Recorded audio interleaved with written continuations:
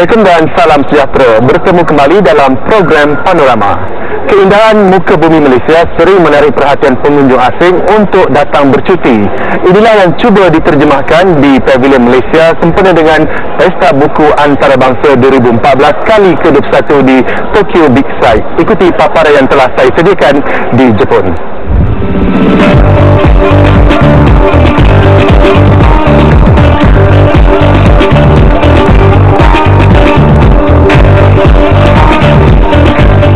Gelaran negara matahari terbit sememangnya memberi perlambangan sebuah entiti negara yang maju dan amat berkuasa. Kerana kuasa dan perang, Jepun suatu ketika dahulu pernah amat ditakuti dan digeruni di tanah Melayu. Tetapi kini Jepunlah yang menjadi negara contoh kepada banyak negara Asia, khususnya Malaysia, untuk berdiri sama tinggi dan duduk sama rendah dengan masyarakat antarabangsa yang lain. Kemajuan negara ini dalam pelbagai bidang ditauladani, dicemburui dan diikuti. Rahsia kemajuan Jepun pastinya datang dari nilai pendidikan yang bertitik tolak daripada penerbitan sebuah buku. Maka tidak hairanlah Jepun amat sinonim dengan penganjuran Pesta Buku Antarabangsa, khususnya di Tokyo Big Sight ini. Seperti edisi sebelumnya, edisi ke-21 kali ini tetap menyaksikan sambutan yang amat menggalakkan daripada pengunjung. Dan lebih manis apabila pesta buku ini dirasmikan oleh Puteri Mako yang merupakan puteri kepada Maharaja Akishino yang merangkap Presiden Pesta Buku Antarabangsa Tokyo. 1, 2, 3. Sebagai negara tema pertama dari anggota ASEAN, Malaysia mempunyai pelbagai kelebihan dalam penganjuran kali ini. Manakan tidak, Puteri Mako yang amat sibuk dengan jadual hariannya memberi sedikit ruang kepada delegasi Malaysia yang diketuai oleh Ketua Pegawai Eksekutif ITBM Muhammad Khair Nadiron meninjau Pavilion Malaysia yang bertemakan di tepian pantai. Lebih menarik apabila kartunis tersohor tanah air, Datuk Muhammad Nur Khalid atau lebih terkenal dengan nama Lat, berpeluang beramah mesra dan memperkenalkan komik edisi bahasa Jepun Lat Kampung Boy kepada baginda. Bukakan seketika momen tersebut, kru Panorama mengambil inisiatif meninjau persekitaran ruang Pavilion Malaysia yang ternyata amat signifikan dengan penganjuran pesta buku tersebut yang telah memasuki edisi ke-21. Ternyata pelawaan pihak ITBM bagi membuat penggambaran sempena Pesta Buku Antarabangsa Tokyo PIBF 2014 ini memberikan satu peluang keemasan kepada kami bagi melihat sendiri bagaimana pemain dalam industri buku memasar dan menjual hasil akhir mereka. Pada hari pertama sempena pesta buku ini juga menyaksikan satu lagi sejarah tercipta apabila majlis pembukaan rasmi Pavilion Malaysia dan pelancaran komik Kampung Boy dalam edisi bahasa Jepun diadakan. Sebagai orang kuat ITBM, Muhammad Khair meletakkan harapan yang tinggi dalam pesta buku ini bagi memasarkan lebih banyak penerbitan buku bercetak dan buku maya di persada global. Begitu juga dengan Datuk Lat yang amat teruja apabila karyanya yang diterjemahkan ke dalam bahasa Jepun dipilih secara rasmi oleh pengajian bahasa asing Universiti Tokyo sebagai alat bantu mengajar bahasa Malaysia di Fakulti Bahasa Asing Universiti berkenaan. Ia secara langsung dan tidak langsung memberikan gambaran bahawa penerbitan komik bukanlah bisnes kampung, malah ia boleh diangkat martabatnya ke tahap yang lebih tinggi. Pengiktirafan tersebut juga memberi tempias positif kepada industri penerbitan buku Malaysia yang kini berada pada tahap yang amat membanggakan. Syukur, Alhamdulillah, nampak gayanya buku Kampung Boy ni, cerita Kampung Boy yang saya buat dalam tahun 70-an dulu tu. Dia berterusan juga. Dia masih lagi dicetak di tempat lain, dalam bahasa lain. Bukanlah saya tercari-cari, dia memang atas permintaan dan sebab ceritanya berdasarkan pada kehidupan seharian anak kampung di waktu saya dulu pada tahun 50-an dan dia ini seolah-olah menjadi bahan rujukan bagi kebudayaan Malaysia, kebudayaan Melayu, dan boleh dijadikan bahan untuk pengetahuan generasi zaman ini. Dan di sini universiti di sini ingin pelajar-pelajar dia yang belajar bahasa Melayu mengetahui lebih dalam asal-usul orang-orang Melayu ni, terutamanya yang macam saya ni lah, yang berasal daripada kampung kan. Jadi itu sebabnya digunakannya Kampung Boy. Saya rasa sungguh terharu. Kita ni yang sebenarnya asal kita daripada negara-negara di Pacific Rim ni kan, dia sama saja asal-usulnya. Permainan yang anak-anak main 50 tahun dulu di Malaysia dan permainan yang dimain oleh anak-anak di Jepun, di Thailand, di Kemboja adalah sama. Sebab cara hidup kita begitu. Anak-anak yang bermain di negeri Itali pun, dia orang pun main kondang kodi. Kan? Jadi itu semua universal. Buku The Kampung Boy ni akan berterusan yang saya buat pada lebih 30 tahun lalu.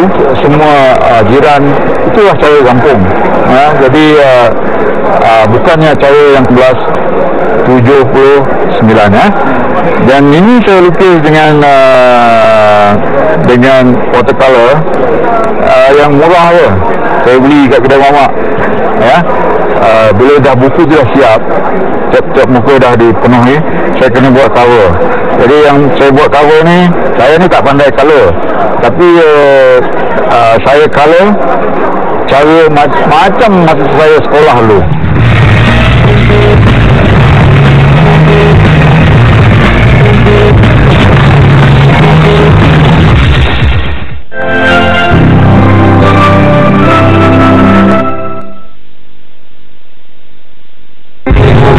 Elektrik merupakan keperluan penting dalam hidup kita. Pastikan kerja elektrik dibuat hanya oleh pekerja kompeten dan kontraktor yang berdaftar. Ingat, keselamatan elektrik bermula dengan anda. Pesanan ini dibawa oleh Suruhanjaya Tenaga. Senyum. Satu lagi. Cop.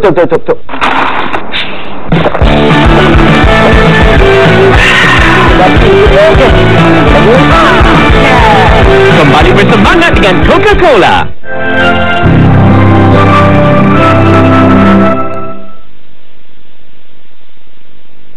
Pelibatan penulis, penerbit dan juga pengedar buku sempena dengan Pesta Buku Antarabangsa Tokyo 2014 ini memberi banyak manfaat kepada pemain dalam industri. Selain dapat memperkenalkan buku yang diterbitkan di Malaysia, ia juga merupakan peluang keemasan bagi melihat jaringan rangkaian perniagaan yang lebih luas di negara matahari terbit ini. Ikuti paparan seterusnya. Bagi menarik perhatian kedatangan pengunjung ke Pavilion Malaysia, pelbagai kaedah diaplikasikan. Antaranya, pihak ITDM merancang sebuah persembahan yang menggabungkan seni teater tradisional Malaysia-Jepun yang menggunakan boneka dan wayang kulit. Yang menariknya di Pavilion Malaysia ini sempena dengan Pesta Buku Antarabangsa Tokyo 2014 ialah kolaborasi persembahan yang julung kali diadakan, iaitu persembahan wayang kulit dari Kelantan dan juga persembahan tradisi masyarakat Jepun, iaitu Ido-Ito Ayat Suri Ningyo yang pertama kali dipersembahkan untuk tatapan umum.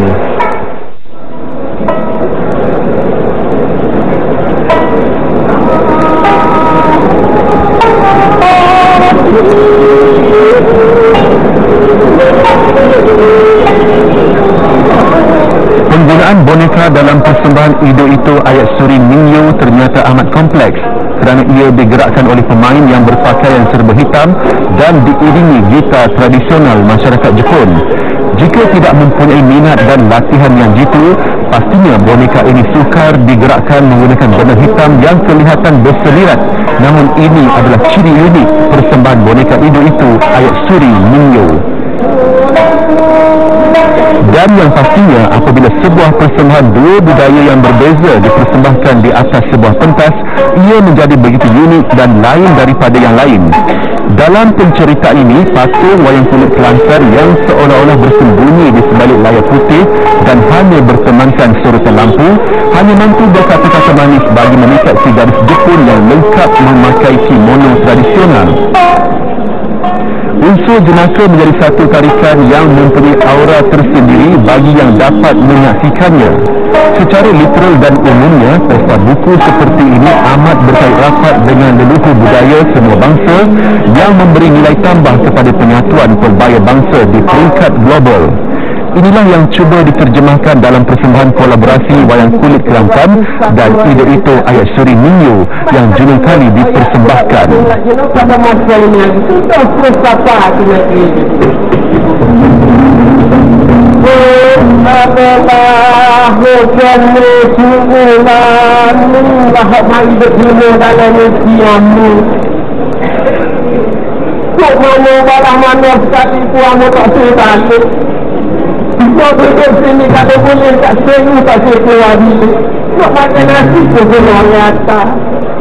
Mari sini adik dekat abang kita berkenal-kenalan. Mari adik dekat abang. Mak, kenapa kita kata besok? Ikut kena aku dapat. Kenapa aku nak sini? Masih yang aku nak ni. Tidak akan ada besok. Hari jatuh saya. Waktu setiap tahu aja kamu tahu. Dia dah tak tahu kecek berjanji-janji kenal muka. Muka tahu medos. Ada hamba tu biar orang. Kalau boleh bawa balik pada masa ini hari itu.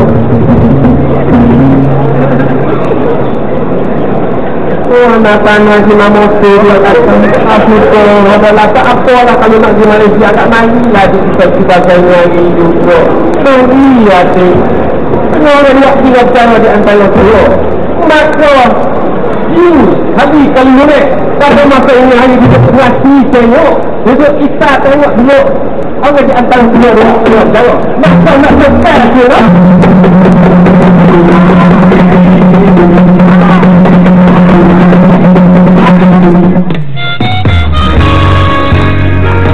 Pesta buku antarabangsa Tokyo juga memperlihatkan warga Jepun yang amat bersungguh-sungguh membuat kajian dan mendokumentasikan tulisan Jawi. Bagi pensyarah daripada Universiti Kyoto, Dr. Yamamoto Hiroyaki, beliau yang seolah-olah jatuh cinta pandang pertama terhadap tulisan Jawi sehingga mengambil inisiatif merekod dalam bentuk digital majalah kalam yang pernah diterbitkan sekitar tahun 50-an. Dr. Yamamoto yang fasih berbahasa Malaysia berkongsi pengalaman dengan para pengunjung pesta buku ini tentang bagaimana beliau menjalankan kerja-kerja mendokumentasi majalah tersebut yang mempunyai pelbagai cabarannya yang tersendiri. Selain perlu belajar untuk menguasai bahasa Malaysia sehingga fasih, Dr. Yamamoto juga menegaskan beliau juga perlu mempelajari ajaran Islam secara tidak langsung kerana tulisan Jawi amat berkait rapat dengan ajaran Nabi Muhammad SAW. Ternyata jika orang asing seperti Dr. Yamamoto amat menghargai warisan bangsa Melayu, kenapa kita tidak mengambil pendekatan yang sama?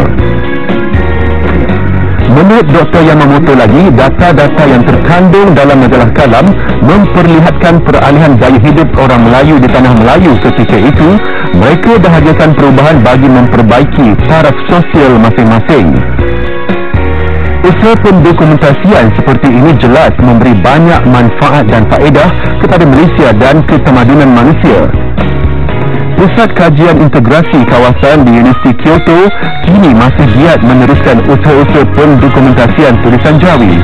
Dr. Yamamoto juga sering bertandang ke Malaysia bagi tujuan kajian beliau menyifatkan tulisan Jawi sebagai warisan bangsa yang wajar diwarisi oleh rakyat Malaysia.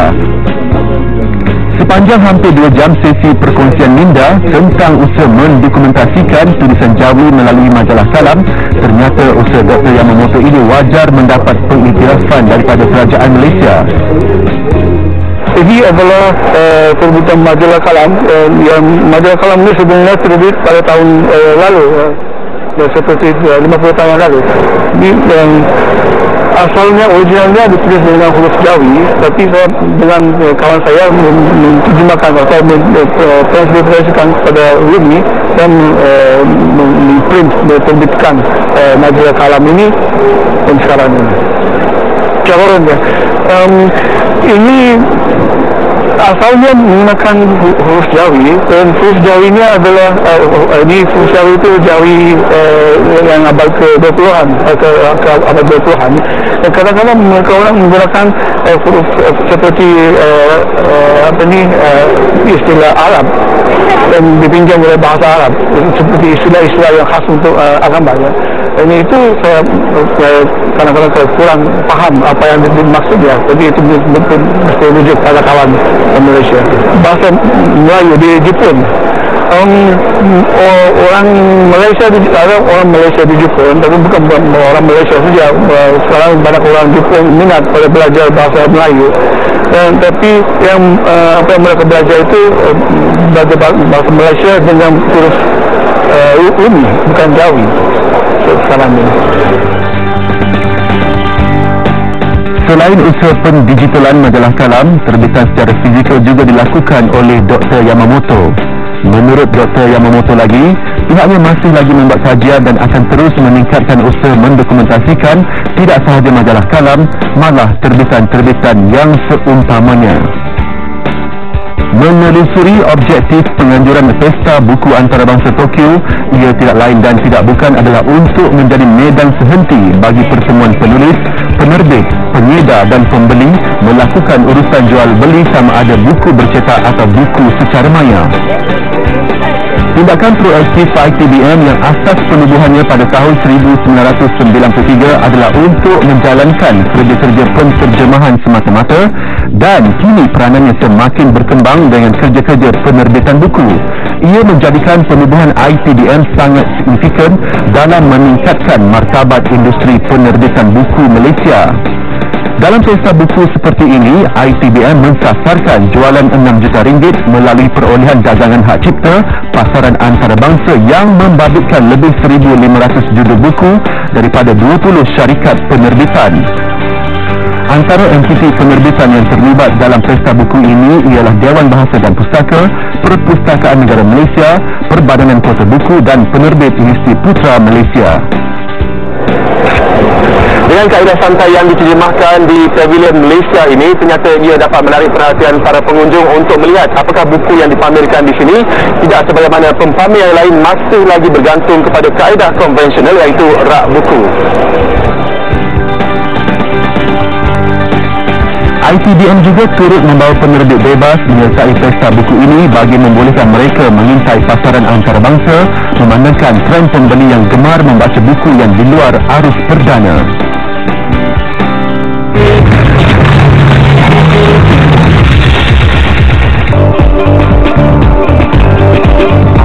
Sepanjang 5 hari pesta buku antarabangsa ini berlangsung di Tokyo Lakeside, para pengunjung boleh menyaksikan pelbagai genre buku dan penerbitan maya.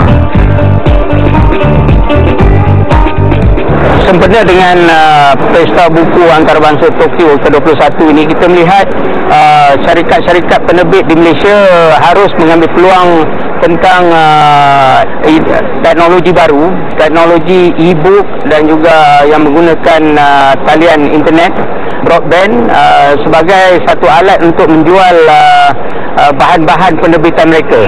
Kerana penerbit-penerbit buku di Malaysia harus bersedia dengan cara baru di dalam penerbitan buku.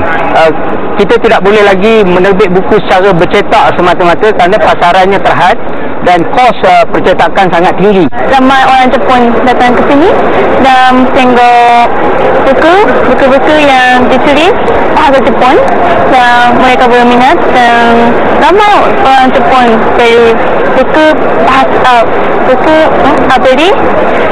buku Malaysia.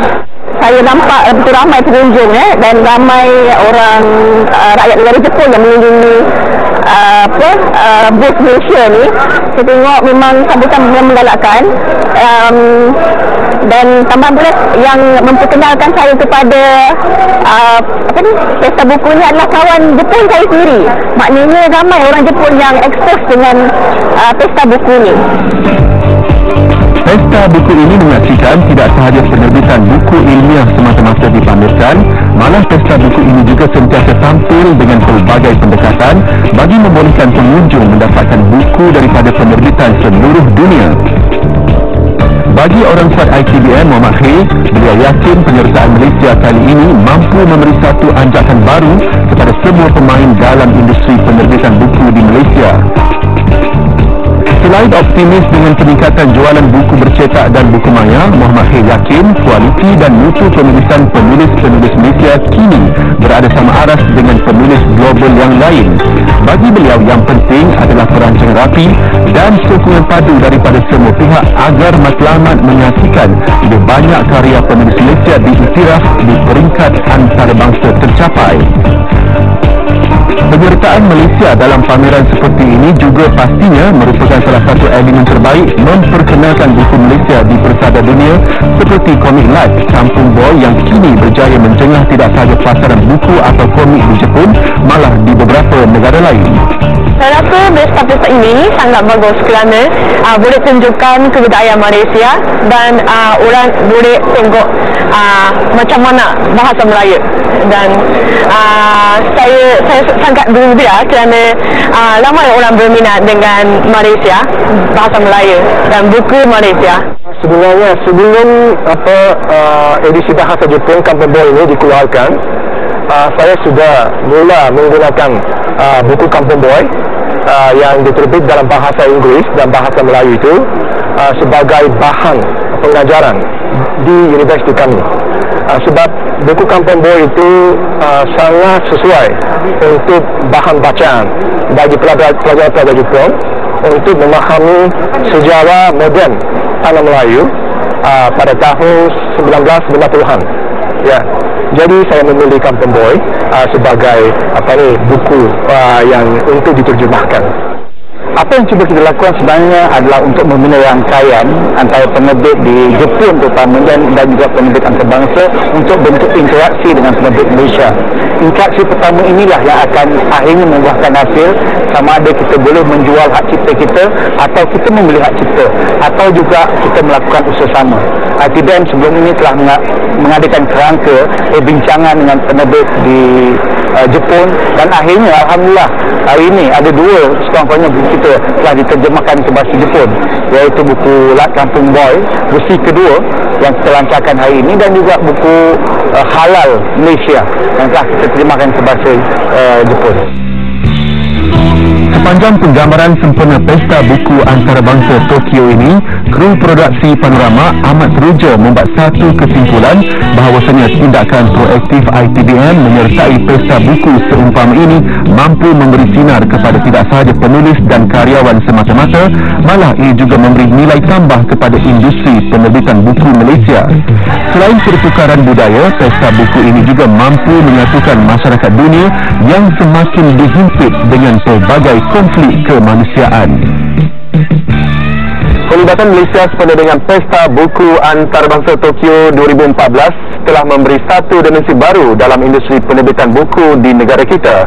Sekarang tahniah wajar diberikan kepada Institut Terjemahan dan Buku Malaysia yang telah memainkan peranan proaktif untuk memastikan penerbitan buku Malaysia berada pada tahap yang membanggakan di peringkat antarabangsa. Sampai jumpa lagi. Assalamualaikum dan salam sejahtera.